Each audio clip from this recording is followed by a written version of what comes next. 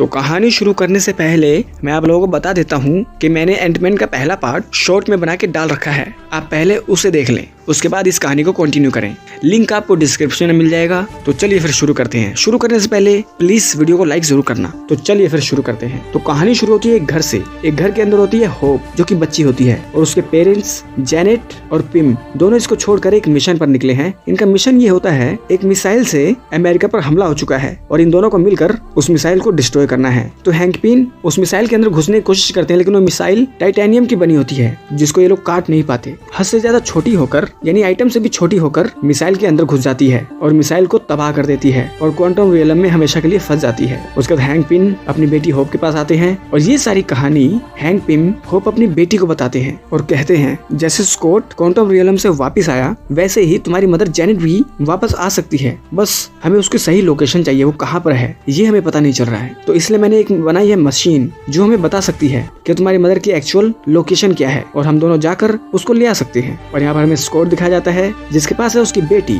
और उसका partner Louis. और छुट्टियों में इसकी बेटी इसके पास आ रखी है घूमने के लिए और ये खूब घूमता फिरता है, मजे करता है और मजे करते करते इसका पैर इसके घर के बाहर चला जाता है और फिर एक अलार्म बजता है। फिर वहाँ पर बहुत सारी FBI आ जाती है। जिमी पूरे घर की तलाशी लेता है और उस स्कॉट को बोलता है कि तुम बाहर कैसे गए, तुम्हें बाहर जाना अलाउड नहीं है। तो कैसी पूछती है कि तुम मेरे फादर को घर से बाहर क्यों नहीं जाने देते। तो जिमी हम सबको बताता है कि तुम्हारे फादर ने सोकोविया समझौते में कुछ लोगों ने गलत काम किया और उनके साथ मिलकर स्कॉट ने उनका साथ दिया, इसलिए इनको 2 साल की सजा हुई है कि ये घर में नजरबंद रहेंगे। अब इनकी रिहाई में सिर्फ 3 दिन रह गए हैं। 3 दिन और इनको इस घर में रहना है। उसके बाद ये कहीं पर भी जा सकते हैं। उसका स्कॉट से मिलने आती है उसकी एक्स वाइफ मैगी और मैगी का हस्बैंड, और वो अपनी बेटी कैसी को लेकर यहाँ से चली जाती है। उसका स्कॉट थोड़े बहुत अपने रोजमर्रा के काम करता है और फिर वो बाथटब में लेटकर सो जाता है और नींद में ही वो क्वांटम रियलम के अंदर जाने लगता है और हमें उसके दिमाग में कुछ आवाजें सुनाई देती हैं। फिर वो सपने में देखता है कि वो एक अलमारी का दरवाजा खोल रहा है, उसमें से निकल रही है एक लड़की और वो खुद को शीशे में देखता है और उसे देखती है जेनेट। और तभी उसकी आंखें खुलती हैं। वो एक चुपके से एक फोन निकालता है और हैंक पिम को सारी की सारी बात बताता है कि मैंने सपना देखा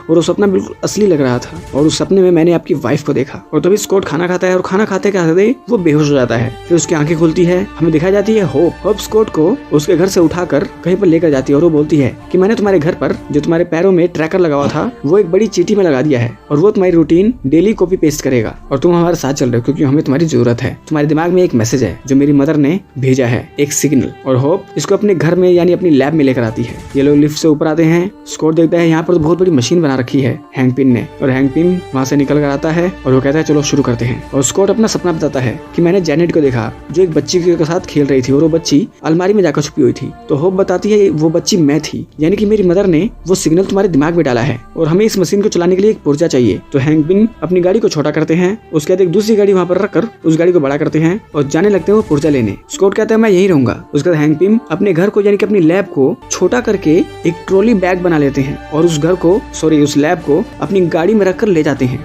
देख लो यार क्या दुनिया है, बंदे अपने घर को यानी कि अपनी लैब को छोटा सा करके अपनी गाड़ी के अंदर ले जा रहे हैं। पिम और स्कॉट दोनों गाड़ी में रुकते हैं। होप आती है, उस बंदे से डील करते हैं, उसको पैसे देती है अपनी मशीन का पार्ट लेने के लिए। तभी ये बंदा जिसका नाम है सोनी बोलता है जो तुम बना रही हो ना, मुझे उसमें पार्टनरशिप चाहिए, तभी मैं तुम्हें ये पुर्जा दूंगा। तो होप वहाँ से जाने लगती है और सोनी उसके पैसे भी ले लेता है और पैसे लेकर अपने बंदों के साथ यहाँ से जाने लगता है। और तभी यहाँ पर होप वास में बनकर इन लोगों पर हमला करती है और हमें यहाँ पर बहुत ही गजब फाइट दिखाई जाती है। यहाँ पर होप कभी छोटी होती है कभी बड़ी होती है और अजब गजब तरीके से लड़ती है और लड़ते लड़ते वो 5 करोड़ के झूमर पर लटक जाती है और 5 करोड़ के झूमर की बैंड बज जाती है। उसके बाद वो फिर से भागती है। एक आदमी इस पर चाकू से हमला करता है और होप चाकू के ऊपर भागती हुई छोटी होती हुई बड़ी होकर उसके मुंह पर लाद देती है और अपना पुर्जा लेकर और सोमी के पैसे देकर वहाँ से निकलने लगती है। तभी वहाँ पर एक घोस्ट जैसी लड़की आती है, वो होप पर हमला करती है उसके अंदर से आर पार होकर और होप इसका सामना कर ही नहीं पाती। और तभी हैंक पिम स्कॉट को एक सूट देते हैं, कहते हैं ये अभी अधूरा बना हुआ है, तुम इसे पहनकर जाओ उसको बचाने। तो स्कॉट एंटमैन बनकर आ जाता है होप की मदद करने के लिए और ये दोनों मिलकर उस भूत सी लड़की को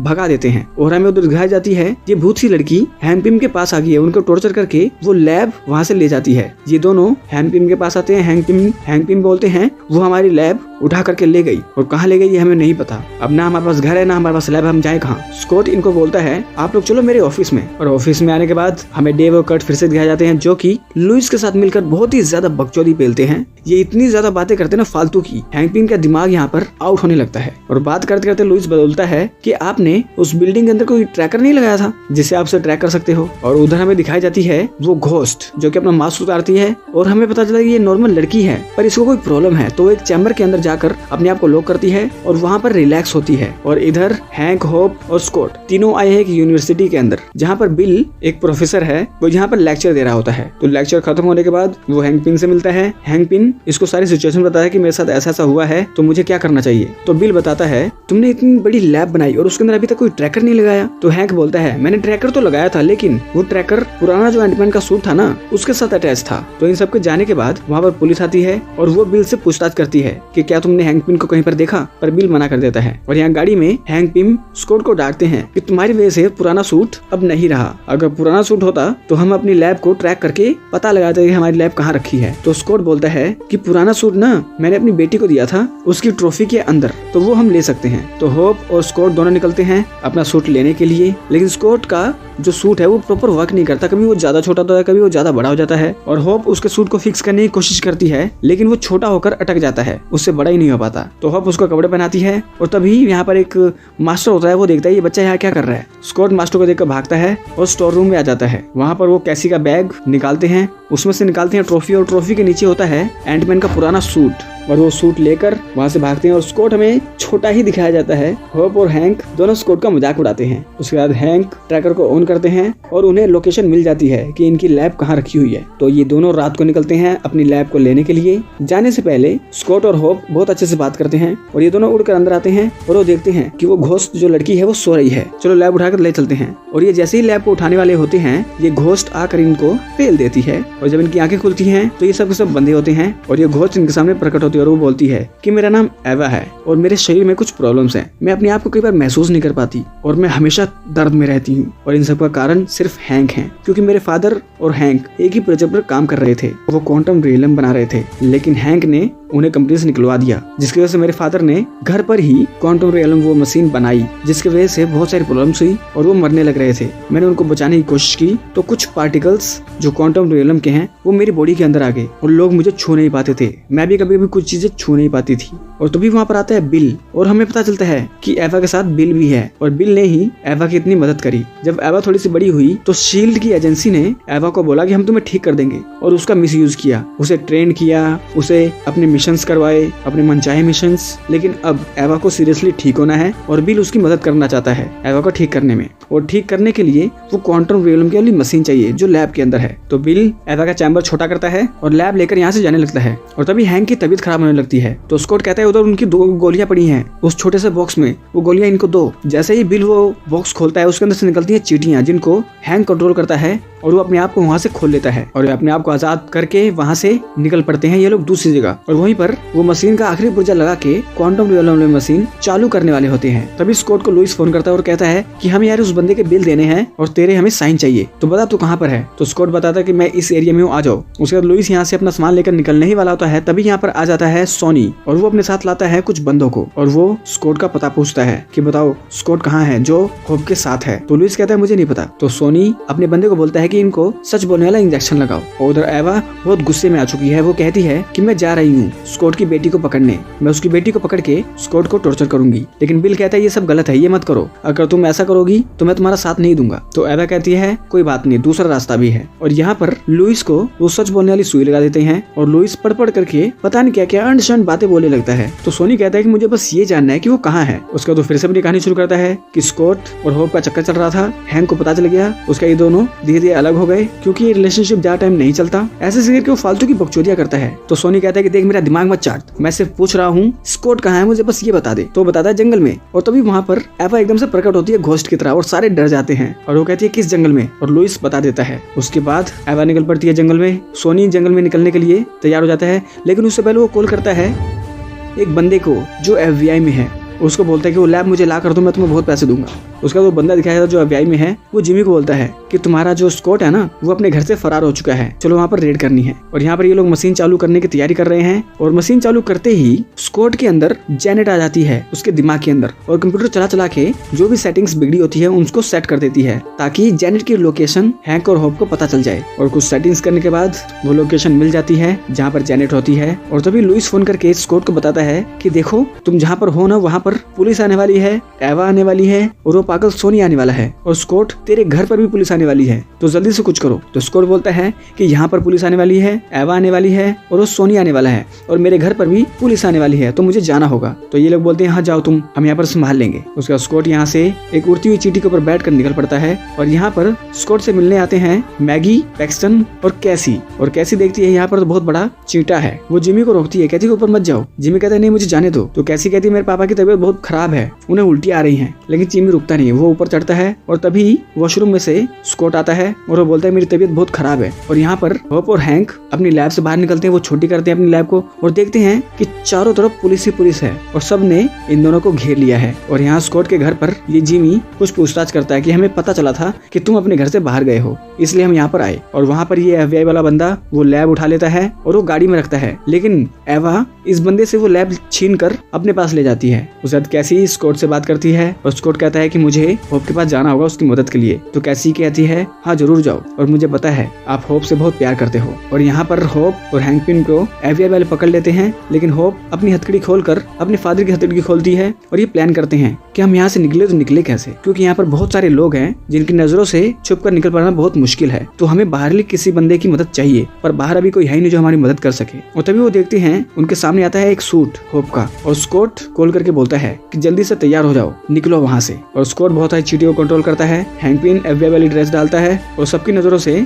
बचता बचाता स्कॉट और होप के साथ गाड़ी में निकलने लगता है। तभी इनके पीछे लग जाता है सोमी और ये लोग ट्रैकर की मदद से लैब को ट्रेस करते हैं कि लैब किस जगह पर है। और वो देखते हैं कि लैब अब बड़ी हो चुकी है और अंदर एवा और बिल दोनों सेटिंग चेंज कर रहे हैं। यहाँ पर होप, हैंक और स्कॉट तीनों प्लान करते हैं हमें करना क्या है और साथ में लुइस को भी बुला लेते हैं। तो लुइस यहाँ पर होप का दिमाग चाटता है और उधर लैब में बिल वो मशीन चला ही नहीं पा रहा है क्योंकि वहाँ पर बहुत सारी चींटियां आ चुकी हैं जिनको हैंक पिन कंट्रोल कर रहा है, जो जगह जगह प्रॉब्लम्स क्रिएट कर रही हैं। और बहुत सारी बड़ी बड़ी चींटियां वो बिल को घेर लेती हैं। और हैंक अपना सूट पहनता है और बिल को बोलता है कि देखो मैं एवा को ठीक कर सकता हूँ, लेकिन उससे पहले मुझे अपनी बीवी को वापस लाना है, तो तुम अभी टांग मत अड़ाओ। और वो बिल को लिफ्ट से नीचे भेज देता है और यहाँ पर टाइमर चालू हो जाता है कि 15 मिनट बाद जेनेट की लोकेशन चेंज हो जाएगी और दोबारा उसकी लोकेशन 30 साल बाद मिलेगी। और यहाँ पर स्कॉट और एवा ये दोनों आपस में लड़ते हैं और स्कॉट इससे दूर भागता है, एवा इसके पीछे पीछे भागती है। और यहाँ पर हैंक क्वांटम रियलम में जाने की तैयारी करता है होप से बात करता हुआ और वो हद से ज्यादा छोटा होता हुआ क्वांटम रियलम में जाने लगता है। और लुइस उसी हालत में उस लैब को छोटा कर देता है और वो लैब को एक चींटी को पकड़ा देता है। और एवा ये सब देखती है और एवा समझ जाती है कि स्कॉट मेरे से इसलिए लड़ रहा था ताकि उधर हैंक अपने मकसद में कामयाब हो। फिर यहाँ पर बहुत ही बड़ी चेस शुरू हो जाती है। होप के पीछे सोनी भागता है वो लैब लेने के लिए, लेकिन होप अपनी गाड़ी छोटी करके इधर से उधर भागने लगती है। और वहाँ पर हैंक क्वांटम रियलम के अंदर एक से एक चीजें देखता है और वो बहुत ज्यादा छोटे होने लगता है। और यहाँ पर होप कभी गाड़ी छोटी करती कभी बड़ी करती है और स्टाइली बोलता है ये साले मेरे कैरेक्टर मुझे ही डरा रहे हैं। और एवा एक बाइक लेकर होप का पीछा करती है और इसी बीच में होप बाहर रह जाती है और एवा उस लैब को ले लेती है। और यहाँ पर पूरा बंदर बांट चल रहा होता है, कभी लैब एवा के हाथ में, कभी लैब होप के हाथ में, कभी लैब सोनी के हाथ में। तो लास्ट में सोनी उस लैब को ले जाता है और एंटमैन एक गाड़ी लेकर उसका पीछा करने लगता है। और यहाँ पर हैंक बहुत ही ज्यादा छोटा हो जाता है और फाइनली वो इतना ज्यादा छोटा हो जाता है कि जिससे और छोटा ये हो ही नहीं पाता। उधर होप और लुइस प्लान करते हैं अब इन्हें करना क्या है। तभी लुइस एक गाड़ी निकालता है और उसमें बैठकर सोनी का पीछा करने लगता है। वो अपनी कार छोटी करता है, फिर उसके नीचे आके एकदम से बड़ी कर देता है और तभी सोमी के पास पहुंच जाता है स्कॉट। तो सोमी गाड़ी से निकलकर पैदल भागने लगता है और भागते भागते वो एक शिप पर चढ़ जाता है और स्कॉट अपने आप को बहुत बड़ा कर लेता है और वो पानी के अंदर कूद जाता है और शिप के पास आकर सोनी से वो लैब ले लेता है। और लैब के अंदर हैंक को कुछ होने लगता है और तभी वहाँ पर जेनेट आती है और ये दोनों एक दूसरे को देखते हैं और सच्चे प्यार का किस करते हैं। फिर ये लोग आने की तैयारी करने लगते हैं और उधर जिमी टीवी में देखता है कि एंटमैन यानी कि स्कॉट अपने घर से बाहर निकल चुका है और वो एंटमैन बनकर कारनामे कर रहा है। और ये सब मैगी और पैक्सटन भी देखते हैं और कैसी भी देखते हुए मुस्कुराती है। उसका स्कॉट उस लैब को एक जगह पर फेंक देता है और खुद पानी के अंदर गिरने लगता है। फिर होप जाती है स्कॉट को छोटा करने के लिए, लुइस जाता है लैब लेने, लेकिन एवा उसे रोक देती है और लैब को बड़ी करके खुद लैब के अंदर आ जाती है। और वहाँ से क्वांटम रियलम में से हैंक और जेनेट वापस आने लगते हैं और होप स्कॉट का सूट ठीक करती है और स्कॉट अपनी नॉर्मल शेप में वापस आ जाता है। और यहाँ पर लुइस इधर से उधर हो रहा होता है, तभी वहाँ पर आ जाता है सोनी अपने बंदों को लेकर। तभी सोनी के बंदों पर कर्ट और डेव हमला करते हैं और सोनी पर लुइस हमला करता है। और फिर हमें बिल दिया जाता है। बिल लैब के अंदर जाता है और एवा भी लैब के अंदर जाती है और एवा कहती है जेनेट और हैंक वापस आ रहे हैं, उनके आने से पहले मुझे जेनेट की पावर को अपने अंदर लेना होगा ताकि मैं जिंदा रह सकूं। और वो जेनेट की एनर्जी अपने अंदर लेने लगती है जिससे वो ठीक होने लगती है। तभी वहाँ पर होप और स्कॉट दोनों एवा का सामना करते हैं, उससे लड़ते हैं और यहाँ पर बहुत ही गजब लड़ाई फिर से दिखाई जाती है। लड़ाई करते करते इसी बीच में हैंक और जेनेट क्वांटम रियलम में से वापस आ जाते हैं और जेनेट को होप देखती है और ये दोनों हगी करते हैं और यहाँ पर भरत मिलाप होने लगता है। वो सबको थैंक्स बोलती है। फिर जेनेट एवा के पास आती है और उसको बोलती है मैं तुम्हें ठीक कर सकती हूँ और वो उसके सर को अपने हाथों से पकड़ती है और उसका सारा दर्द और जो भी एवा के अंदर प्रॉब्लम्स थी उसको फिक्स कर देती है और एवा को बहुत अच्छा लगता है। और उधर पुलिस आती है। कर्ट और डेव पहले ही सोमी और उसके बंदों को सच बोलने का इंजेक्शन लगाते हैं और ये तीनों अपना जुर्म पुलिस के सामने कबूल कर लेते हैं कि हम इन्हें बहुत सारी स्मगलिंग करी है, मर्डर किया है, हमें अंदर कर दो। उसके बाद ये सब लोग अपनी लैब से बाहर निकलते हैं और लैब को छोटा कर लिया जाता है और सब इधर से उधर होने लगते हैं। और यहाँ पर जिमी स्कॉट को ढूंढता है और स्कॉट बहुत बड़ा बनकर एक जगह पर चिपक जाता है। जिमी कहता है चलो छोटे हो जाओ और तभी स्कॉट छोटा होने लगता है और हमें पता चलता है ये सिर्फ सूट है। और यहाँ पर जेनेट, होप और हैंक तीनों छुपते छुपाते यहाँ से निकल जाते हैं अपनी लैब लेकर। एवा और बिल भी छुपकर यहाँ से निकल जाते हैं और पुलिस यानी कि जिमी आता है स्कॉट के घर पर और स्कॉट उनसे पहले ही अपने घर पर पहुंचकर बैंड बजाने लगता है। और ये तीसरा दिन होता है तो जिमी स्कॉट को आजाद कर देता है और आजाद होते ही स्कॉट आता है अपनी बेटी कैसी के घर पर और वो कैसी से मिलता है, मैगी से मिलता है। तो स्कॉट के आने के बाद लुइस और उसके बंधु का काम बहुत ही ज्यादा बढ़ जाता है और ये लोग बहुत खुश होते हैं। और उधर हैंक जेनेट को एक बहुत अच्छा घर गिफ्ट करता है बीच के किनारे। और यहाँ पर होप, स्कॉट और कैसी तीनों मिलकर गाड़ी के अंदर मूवी देखते हैं और हमें दिखाया जाता है वो तीनों छोटे हो चुके हैं गाड़ी के अंदर और सामने लैपटॉप पर मूवी देख रहे हैं। और यहाँ पर ये फिल्म एंड हो जाती है। फिर हमें एक मिड क्रेडिट सीन दिखाया जाता है जहाँ पर हैंक और जेनेट क्वांटम रियलम की ओर स्टडी कर रहे हैं और वो क्वांटम रियलम के अंदर जो एनर्जी है उसको कैप्चर करने के लिए इन्होंने एक डिवाइस बनाया है। स्कॉट को उसके अंदर जाकर वो डिवाइस खोलना है और बहुत सारी एनर्जी उस डिवाइस के अंदर आ जाएगी। तो स्कॉट ऐसे करता है, वो अंदर जाता है और बहुत सारी एनर्जी इकट्ठी करता है। तभी वो कहते हैं कि मुझे बाहर निकालो और हमें बाहर का सीन दिखाया जाता है कि थैनोस ने चुटकी बजा दी है और सब लोग गायब हो चुके हैं और एंटमैन यानी कि हमारा स्कॉट अब क्वांटम रियलम के अंदर है। अब वो 5 साल तक अंदर रहेगा। और फिर हमें एक एंड क्रेडिट सीन दिखाया जाता है जहाँ पर आसपास कोई भी नहीं है, पूरा शहर, पूरा घर वीरान हो चुका है और ये चीटी जिसने स्कॉट की रूटीन कॉपी कर ली है वो बैंड बजाती है और यहाँ पर ये फिल्म एंड हो जाती है। तो दोस्तों फिल्म बहुत ही ज्यादा अच्छी है। अगर ये वीडियो अच्छी लगी हो तो प्लीज इस वीडियो को लाइक कर दे, चैनल को सब्सक्राइब कर दे, बेल आइकन दबाएं ताकि अगली बार हम कोई वीडियो डालें आप लोगों के पास उसका नोटिफिकेशन आए। तो मिलते हैं आपके साथ अगली वीडियो में, तब तक के लिए नमस्कार।